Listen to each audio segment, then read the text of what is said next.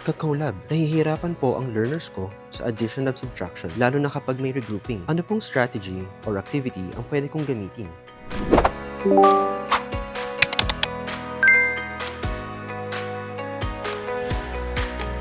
Hello, I'm Teacher Red and I'm here to teach you about addition and subtraction using 10 frames. Ang una nyong kailangan ay 10 frames at kailangan nyo ng counters.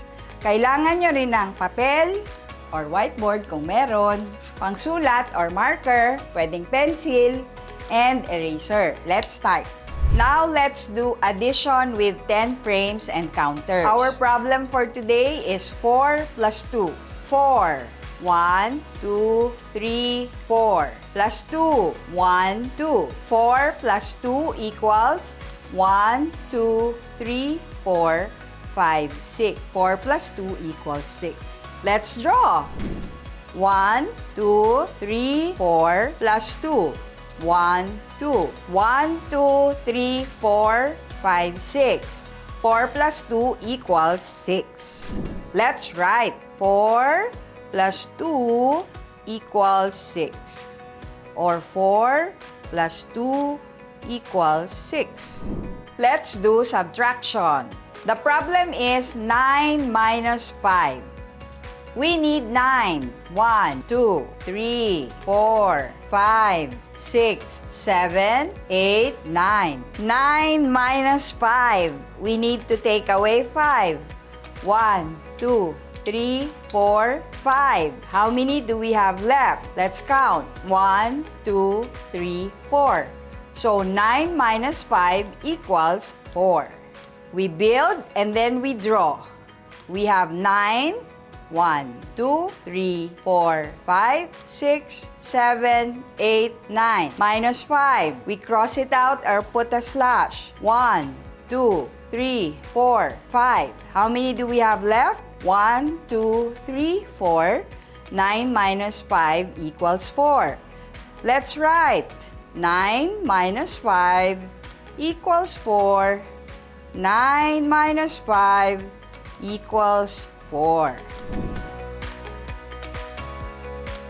Now, the best material to teach regrouping would be your base 10 blocks. Ang una natin gagamitin ay place value math. Kailangan din po natin ang ating flats or 100, longs or tenths, ang ating units para sa ating ones place. Okay? Ready?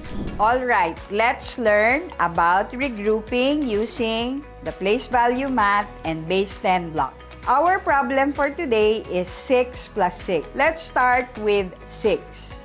1, 2, 3, 4, 5, 6. I have 6. Plus 6. I need another 6. 1, 2, 3, 4, 5, 6. 6 plus 6 equals 1, 2, 3, 4, 5, 6, 7, 8, 9, 10, 11, 12. But here, we're breaking the house rule.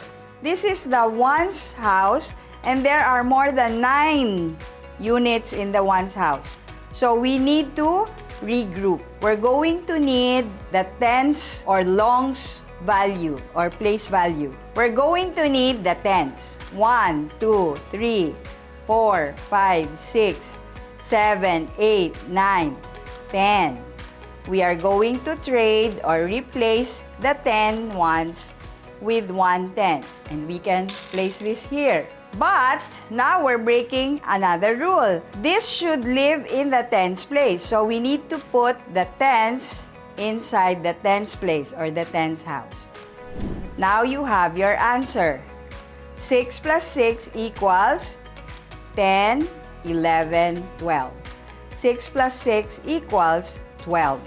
We're done with building. Let's draw. Let's just copy what we have. We represent the tens with a stick and we represent the ones with dots. 1, 2. You have 12 and you have 12 here. Now we can write the equation. 6 plus 6 equals 12. Or 6 plus 6 equals 2 here. We have 1 tenth. We bring it down. We have 6 plus 6 equals 12. Now, let's do subtraction. Our problem is 27 minus 9. So first, let's build 27. 20, that's 27. 1, 2, 3, 4, 5, 6, 7. 27 minus 9. We cannot get 9 from only 7. We will have to regroup. We're going to get from the tens. We put the tens here. We're going